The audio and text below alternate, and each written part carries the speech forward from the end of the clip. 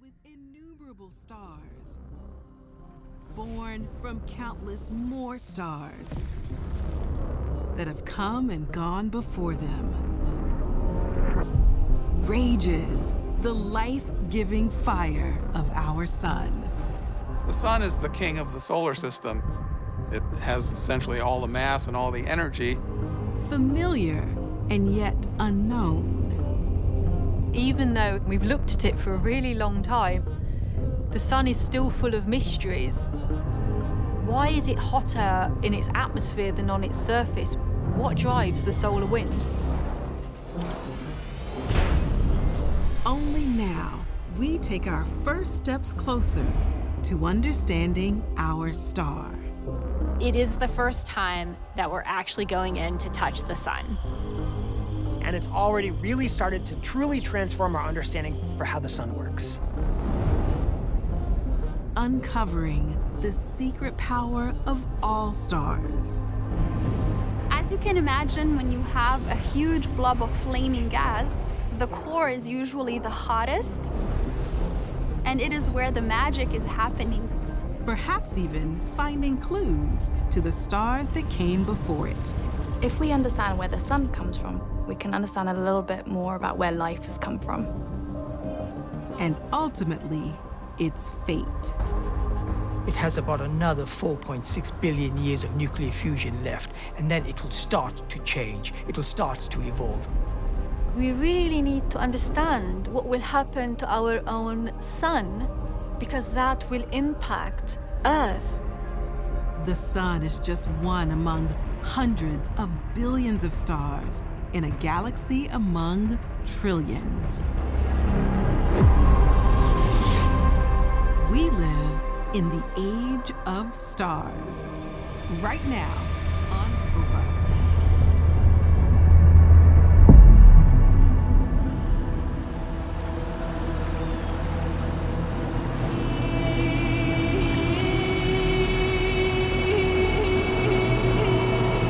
"93 million miles from Earth, our nearest star, the sun.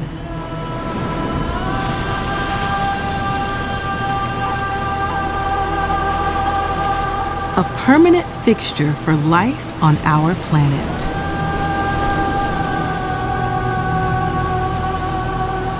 Humans have always been fascinated by the sun, I think because it is so constant compared to our daily life. It's been rising and setting since the day that we were born. We keep time by it. We keep our calendars by it. Without it, life wouldn't be possible here on Earth.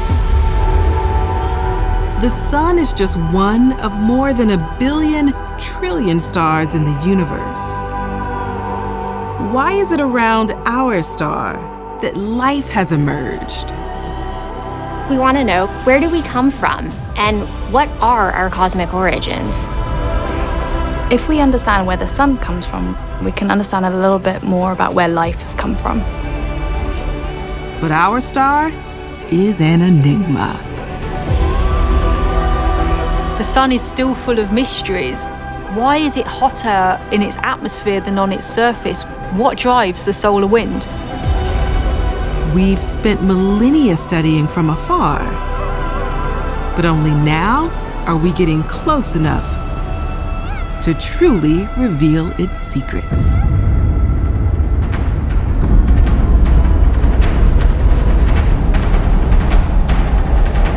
The sun's not a very nice environment. It's not easy to get up close to the sun. It's an enormous ball of hydrogen, and it's putting out a tremendous amount of energy. Its surface is a bubbling cauldron of 10,000-degree plasma. We can actually see cells of hot gas rising and falling. It's incredible imagery. And then above that, you have this very thin atmosphere that's 1,000,000 degrees. Super hot. Seeing these images is like revealing something that's been right in front of us, but hidden for so long. Occasionally, you might see this enormous coronal mass ejection erupting from the star. We now stand on the threshold of being able to survive a close encounter with a new heat-resistant probe that's giving us an up-close look at our sun for the first time. Status check. Go Delta. Go PSP. -15. Launch night, I was sick to my stomach. 5, 4, 3, 2, 1, 0.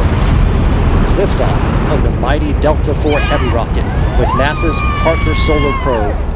There we go.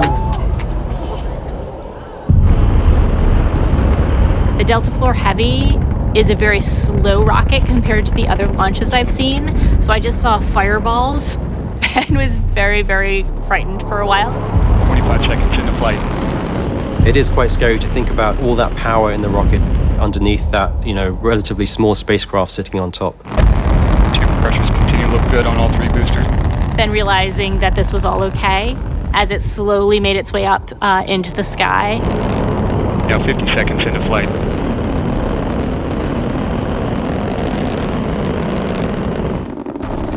And we have jettison of both strap-on boosters. Parker is just an exquisite mission. It will be the closest that our species has thus far come to literally touching the sun itself.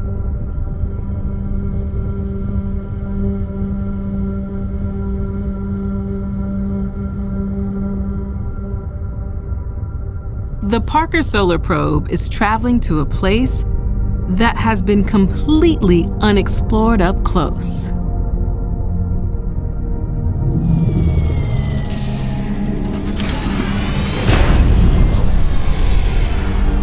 Until now.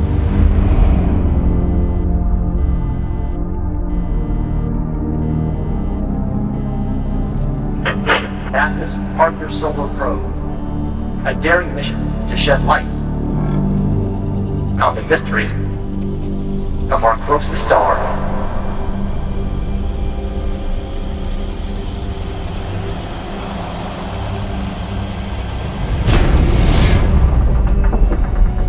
This is a journey into Never Never Land, you might say.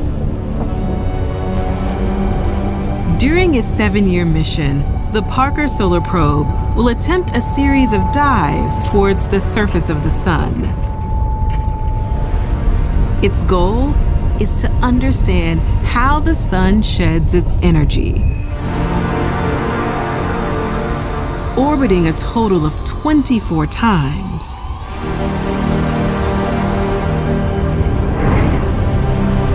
Each pass taking it perilously closer.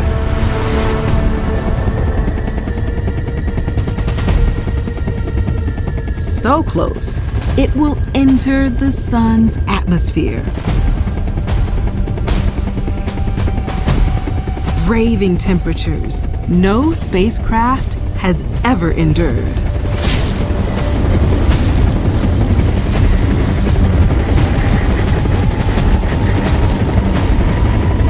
And traveling faster than any other human-made object has before.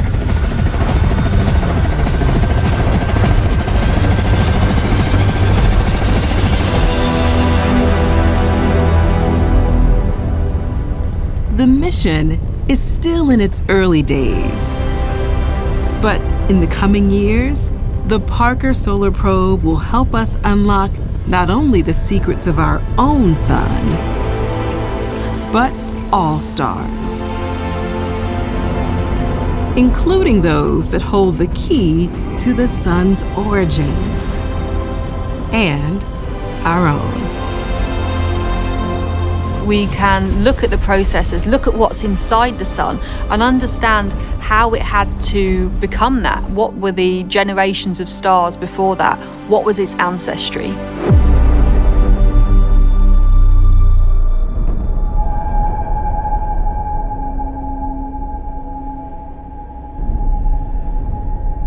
The sun's story can be traced back to its most distant stellar ancestors, the very first stars in the universe.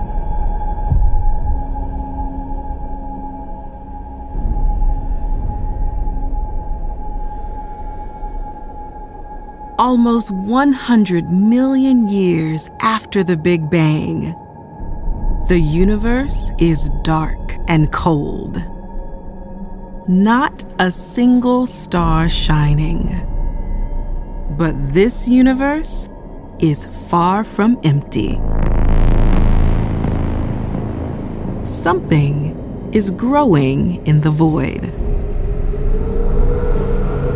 stretching out tendrils. The early universe was largely hydrogen and helium, and only small amounts of other materials. None of the elements we see these days, no carbon, oxygen, iron, none of that. Even though the name, the Cosmic Dark Ages, suggests that there might not have been anything particularly interesting going on, it was really kind of laying the groundwork for the construction of the cosmic web. The cosmic web is literally the structure of the universe itself.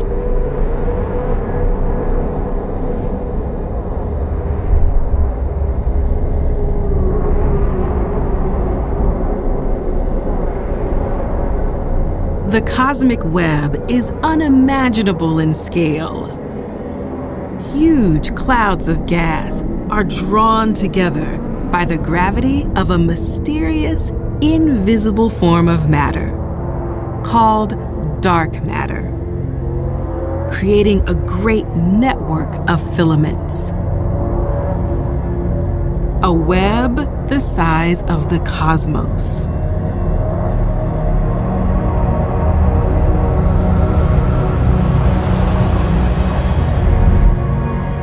The gas in these tendrils is made up of mostly hydrogen and helium.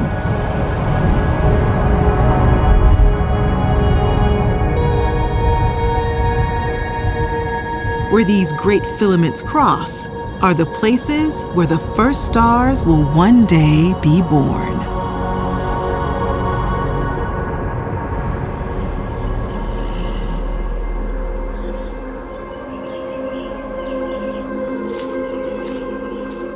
The cosmic web has been shaping our universe for 13.8 billion years.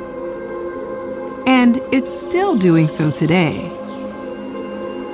But it's only recently that we've actually been able to see it. The image that we have here is absolutely amazing.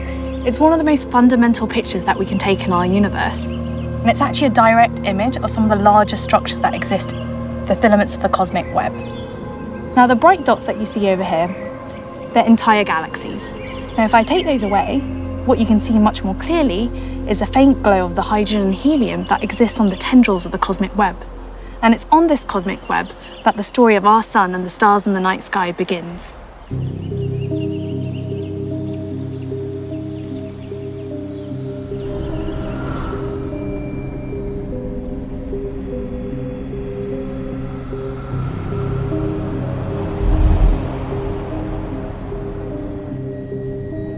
As time passes in the early universe, the cosmic web continues to grow. Gas rushing along these great tendrils, traveling down towards the intersections. It is being pulled to these points by gravity. And as more gas joins, this force becomes ever stronger, creating great clouds, staggering in size. They grow denser, hotter, as gas is relentlessly added, until at last, the conditions become so extreme that there is a sudden moment of ignition.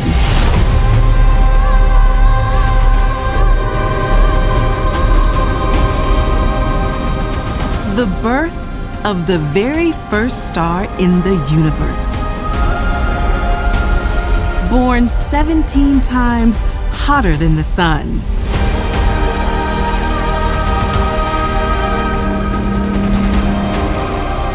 This star is a blue monster.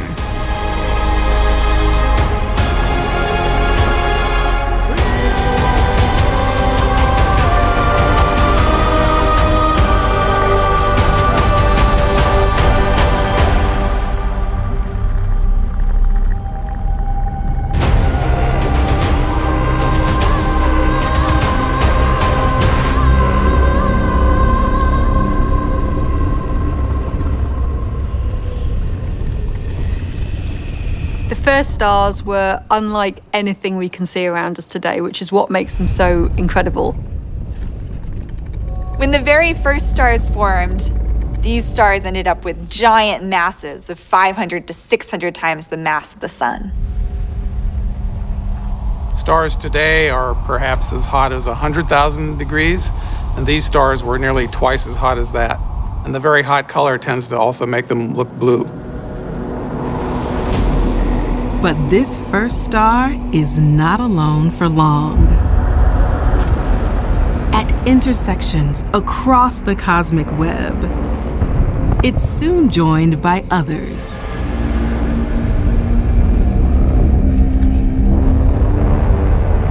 An entire generation of first stars. Lighting up the universe.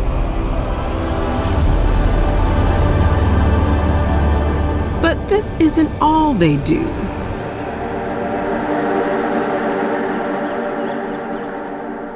These stars are also forging new elements, creating the ingredients for all the planets, and ultimately even for life to exist. The birth of the first stars signaled a complete transformation in the makeup of the universe. Before they existed, all we had was hydrogen and helium, but nuclear fusion completely changed all of that. The cores of the first stars were so hot, they reached more than 100 million degrees, and that forced hydrogen atoms to change. Now, under the very high temperatures and pressures that you find in the cores of these stars, they were smashed together, fusing a heavier element, helium. But the first stars didn't stop there. After a few million years, the hydrogen completely runs out. So instead, the helium atoms are forced to be smashed together, creating even heavier elements, such as carbon, oxygen, and iron. The new elements these first stars forged are the elements that seed other types of stars, planets, and even us. In other words, the elements for life. But the era of blue giants can't last. Fusion at the center of a star eventually ends as it runs out of fuel, so the process can't go on forever. When fusion stops, you lose that internal pressure which pushes against gravity. You lose a tug of war, and the gravity starts to push down on the star. You know that saying, live fast, die young? That really applies to stars, right? So the most massive, luminous stars have the shortest lifetimes. Even though they have much more hydrogen fuel than an ordinary star like our sun, they burn it so quickly that they only live a few million years before they burn out. And a few million years in astronomy time, that's the blink of an eye. With its fuel spent, fusion reactions stop. And gravity takes over.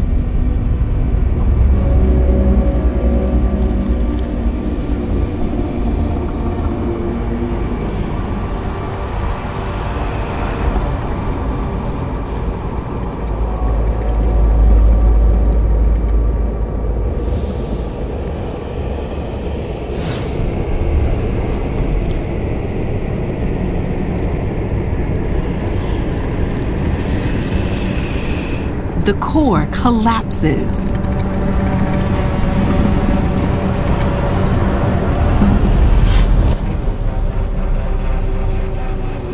gas suddenly falls inwards.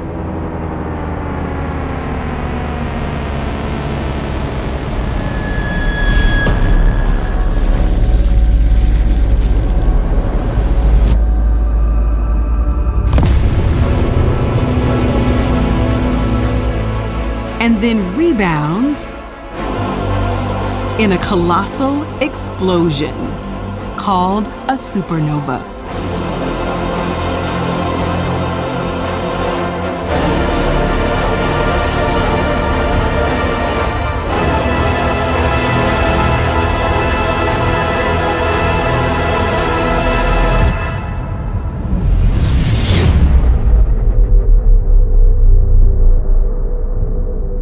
A shockwave of energy, followed by material hurtling outwards into space.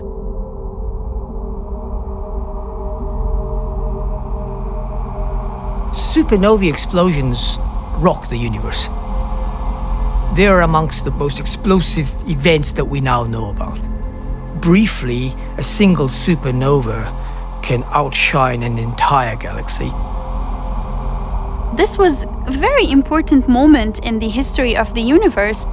It allowed the universe to kind of start evolving. After the first stars exploded, the material that has been forged in their interiors was spewed out into space. They seeded the universe with these heavy elements and paved the way for subsequent generations of stars.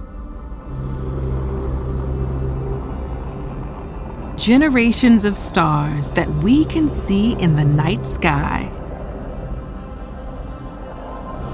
The Hubble Space Telescope has been studying them for more than 30 years.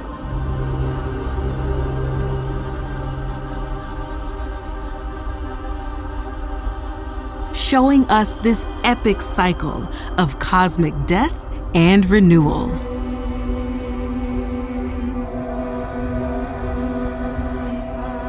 It's not only the first stars which enrich the universe.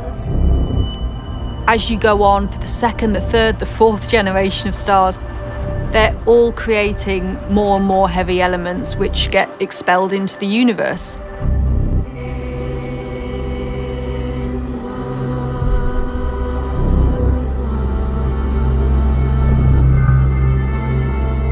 Hubble reveals to us how stars have evolved.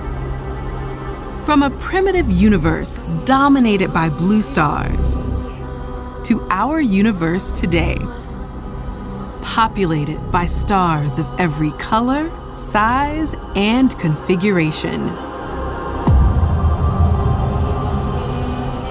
Neutron stars violently spinning up to 700 times a second, spitting out jets of radiation.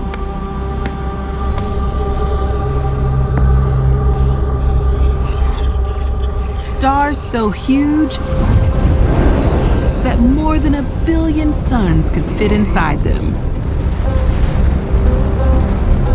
There are many types of stars. Wolf-Rayet stars, red giant stars, white dwarf stars. All of them have their own unique characteristics.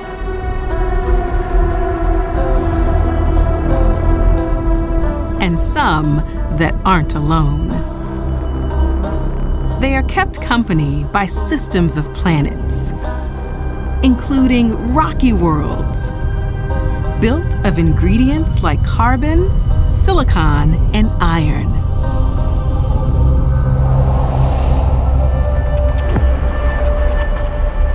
So stars really are the engines of higher order complexity in the universe, right? They're the factories that make up the heavier elements that are the seeds of things like planets.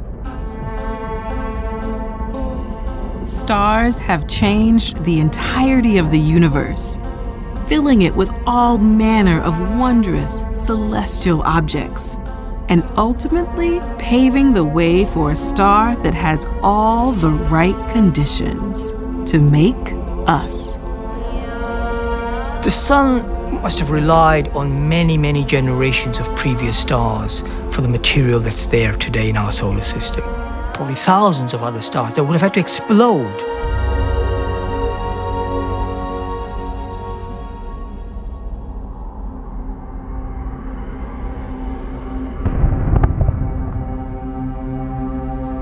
9 billion years after the birth of the first star,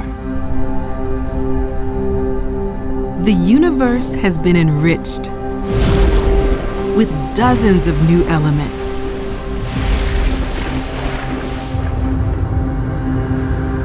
Here, gravity draws one cloud together, and our own star is born.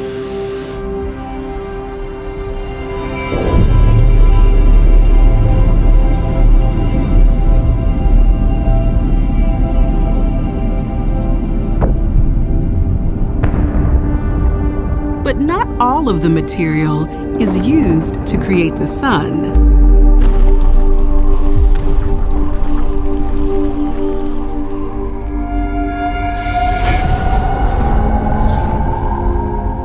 Some remains in orbit. And it's from these leftovers that 8 extraordinary planets form our solar system. The sun has a very tight relationship with all the planets in the solar system. Not just because of its enormous gravity, but because of the light that it provides. Some of these worlds seem just too far away from the sun for complex life to take hold. Deprived of light, they may be devoid of any life at all.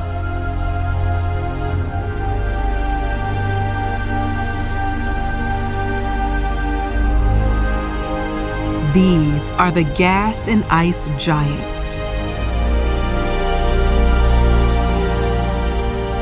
In contrast, others are too close to the sun.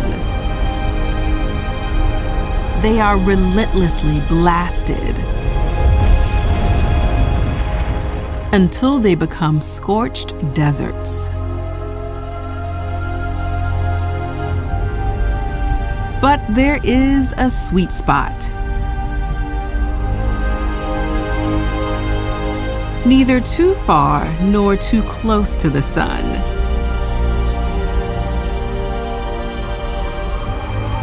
It's in this place that the chemical legacy of generations of long-gone stars would form something astonishing.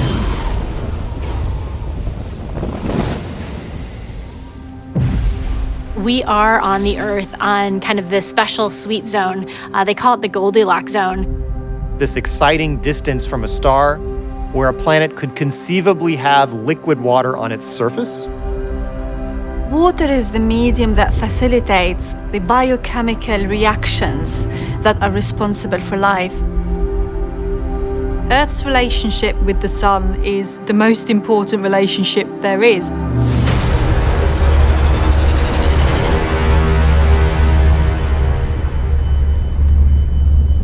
The sun is constantly reaching out to our planet, something the Parker Solar Probe is helping us understand. What makes Parker so great is the fact that it has a great set of instruments that work together in order to look in all directions. So there's this sun-facing part of the probe that peaks above the heat shield and literally looks directly at the sun. The Parker Solar Probe is spotting holes in the sun's atmosphere. Vents that release a blizzard of charged particles at more than 1 million miles an hour. What we call the solar wind. We can tell how the energy flows, where the wind is coming off, how much of the wind is coming off. The solar wind travels billions of miles, bombarding the planets with radiation. The charged particles in the solar wind can be detrimental to life. On Earth, we're protected by the Earth's magnetic field, which deflects the particles. So it's kind of like we have our shields up, and our shield is our magnetic field. Earth has defenses that protect life from our star's violent tendencies. But the sun also provides something essential to our planet. At the core of it, the sun is forging hydrogen into helium, which is what is releasing the energy that we get here on Earth. The photons, these packets of energy, when they are formed, they don't go straight from the center rushing through to the surface. They go through a very bumpy ride. They get tossed from one atom to the other. They get absorbed and spit out, absorbed and spit out. So it takes a really convoluted path out of that sun, and that can take millions of years. Once these photons arrive at the surface, they're liberated as sunshine.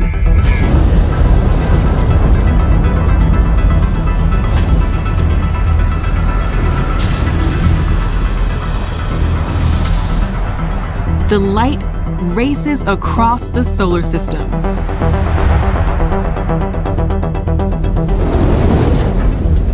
Unobstructed, it flashes past the planets at 180,000 miles per second. If you could take all the energy that humans are producing and store it in batteries, the entire civilization, for 50,000 years, you could make the sun shine for 1 second.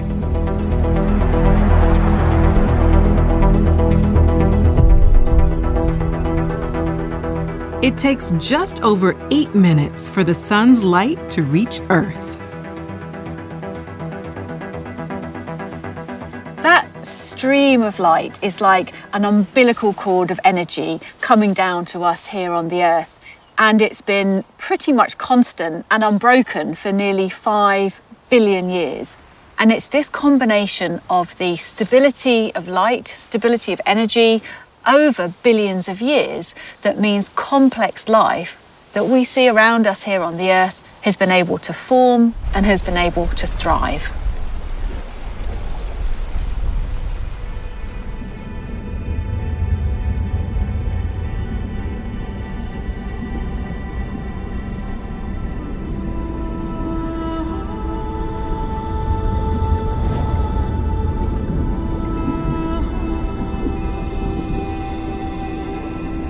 We don't know exactly how life emerges on early Earth.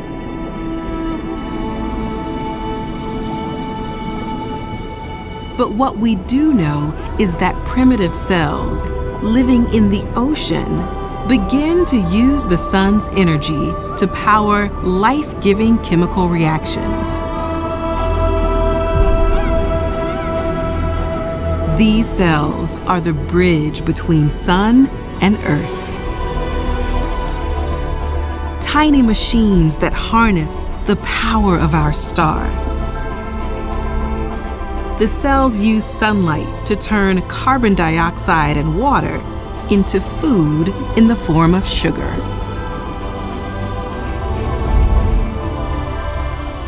This process, photosynthesis, is a direct use of the sun's power.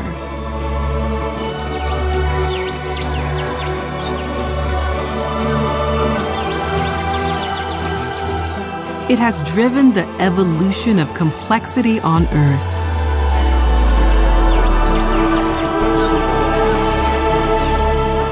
From primitive bacteria to plants and trees. An unbroken line of living things, all connected to the power source in the sky. Everything from the little blade of grass to the biggest oak tree, they use the sunlight to photosynthesize and produce the energy that we later consume to sustain ourselves. So in a way, we have been feeding on starlight.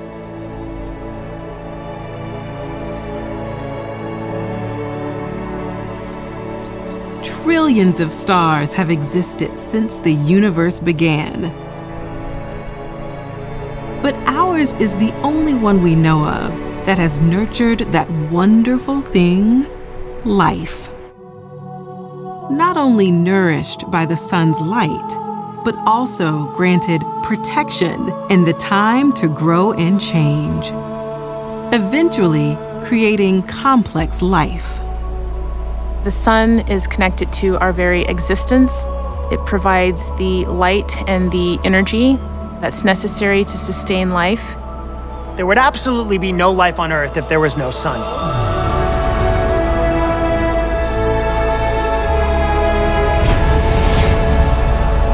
The sun is a creator, bringing together atoms forged in generations of ancient stars.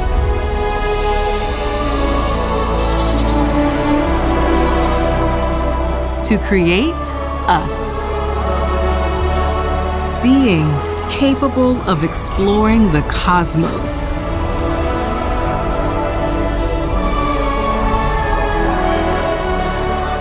And uncovering our own stellar ancestry.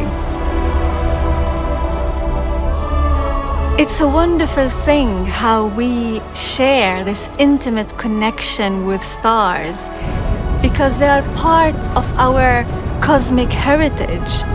We are the children of these stars.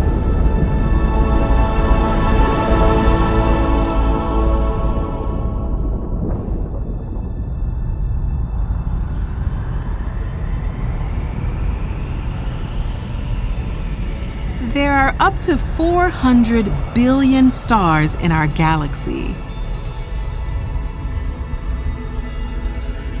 And there are 2 trillion galaxies in our universe.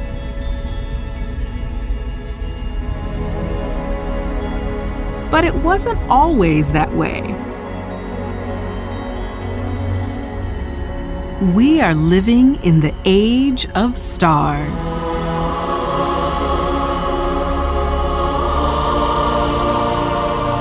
An era of light in the universe. Stars have always been important to us. They have helped us navigate the land and the open seas for millennia. If you just think back at the countless sonnets and poems and songs, there is always some kind of celestial connection. One of the reasons why looking up into the stars is so significant is because we realize that others are doing the same exact thing. And so in a very real way, we feel connected to people both past and present. From our fleeting human perspective, the stars seem everlasting. A constant in our night sky.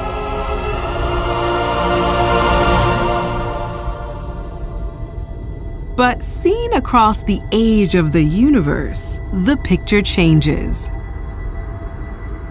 Because this era cannot last. The stars will eventually wane. And as they go, they once again change the character of the universe. Their cores, where fusion once raged, cool.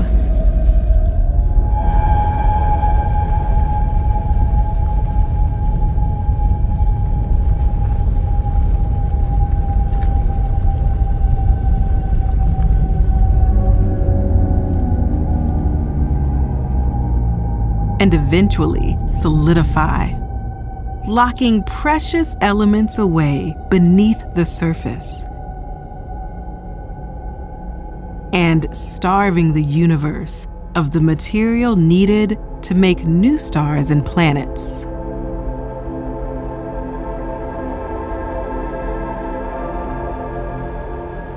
The chance that a star is going to be born nowadays is much, much lower than it was billions of years in the past.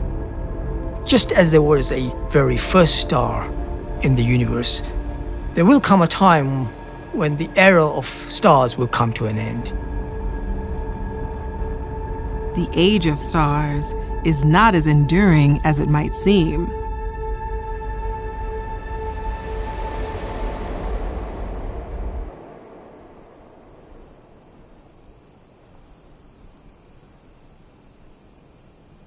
I have here a timeline of the universe, and I'm here at the start when the universe formed 13.8 billion years ago during the Big Bang.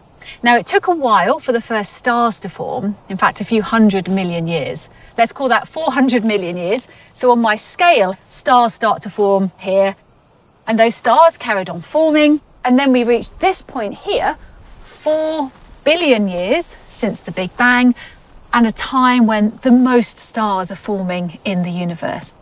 Our sun, though, didn't form until 9 billion years had passed, and that's my marker here. And then we move forward again, and we get to this point here, which is the present day, 13.8 billion years since the formation of the universe. Now, our sun won't live forever, and in fact, it will start to die and end its life in around 5 billion years' time. But the sun will be outlived by the least massive stars in the universe. They have lifetimes of a few 100 billion years, and that's about 200 meters on my scale. But even when those stars die, that doesn't mark the end of the universe. The universe could live forever, with the timeline stretching far off into the distance. And that means that the age of starlight that I've mapped out here is like the blink of an eye to the universe. It's the age of darkness that goes on and on and on. Stars won't suddenly disappear, of course. They'll be here for hundreds of billions, perhaps even trillions of years to come.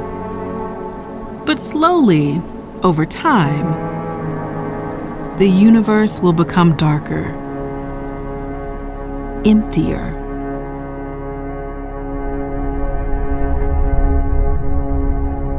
As it expands, the distances between these little islands of light become greater and greater, until one day, only one type of star will remain. Red dwarfs. The longest-lived of all stars in the universe. TRAPPIST-1 is one of these near immortals.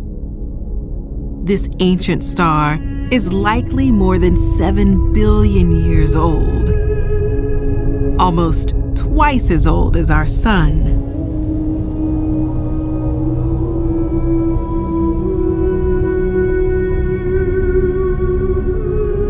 But TRAPPIST is tiny, a similar size to Jupiter.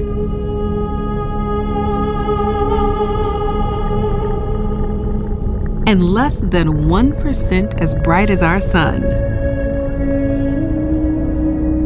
It is a cool star, slow burning.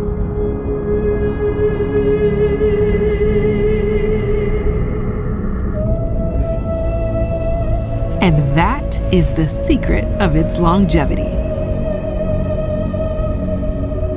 The lifetime of a star is determined by its reservoir of hydrogen, of nuclear fuel. As long as it has something to burn, it will continue to survive. But paradoxically, the stars with the least amount of hydrogen live the longest. And that's because they are miserly. They spend their fuel so slowly. And so it's those smaller, more quiescent, less energetic stars that ultimately become the greatest historians of the universe. It's especially exciting because this particular star is going to continue fusing hydrogen into helium in its core and continue shining for potentially hundreds of billions of years.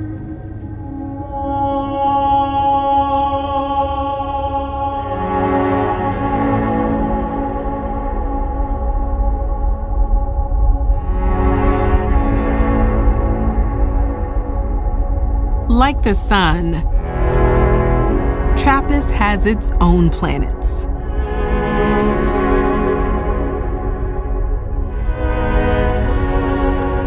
Seven worlds, each roughly the size of Earth. Some may have atmospheres and even oceans.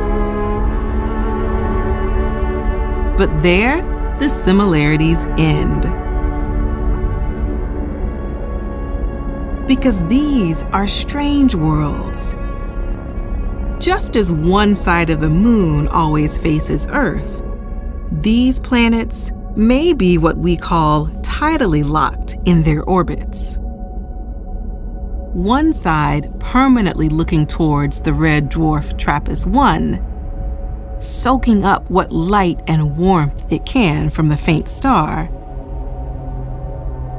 The other side permanently frozen, facing the cold void of space.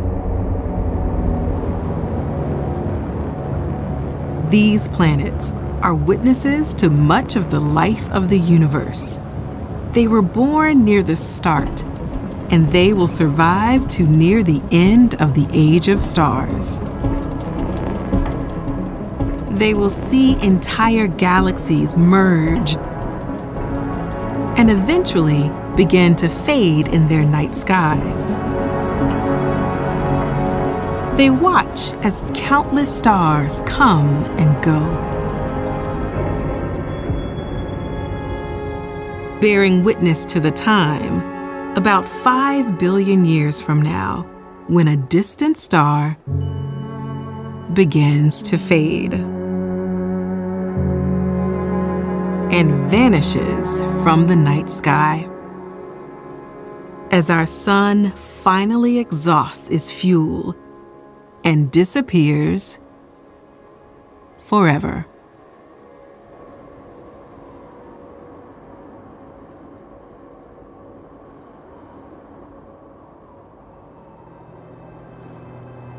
Ultimately, once the fusion process is over in the sun, it will begin to expand into what astronomers call a red giant, and the outer envelope of the sun will expand. It's going to gulp up some of the planets around it. Unfortunately, Earth is one of them. And as the sun dies, so too will many others like it. The age of stellar creation in the universe is waning. The universe is like a slow-motion fireworks show, and we're kind of watching the end of it.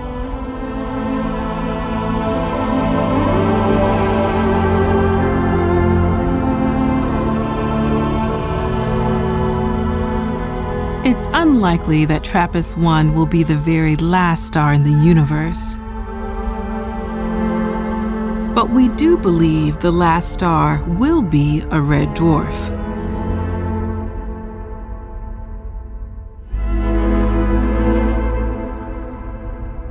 As its fuel runs out, fusion comes to an end.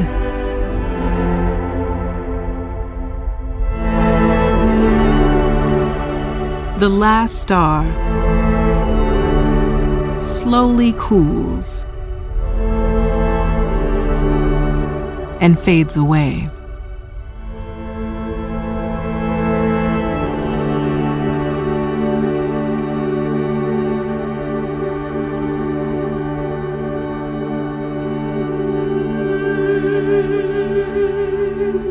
With its passing,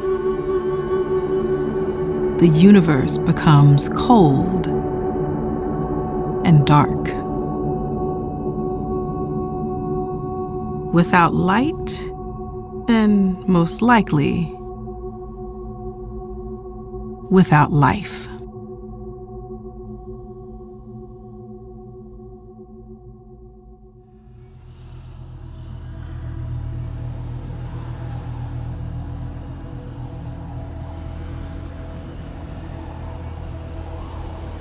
When the last red dwarf stars die out, that will be the end of stars in the universe.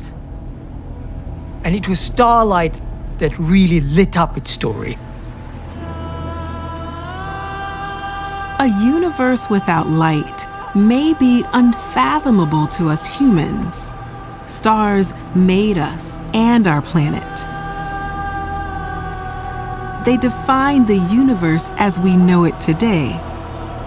It was like a gift given to humanity, that it took a cosmos to make you. A cosmos eventually defined more by darkness than by light.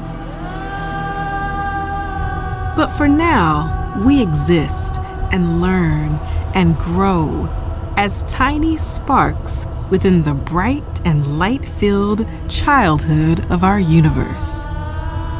We live in the age of stars.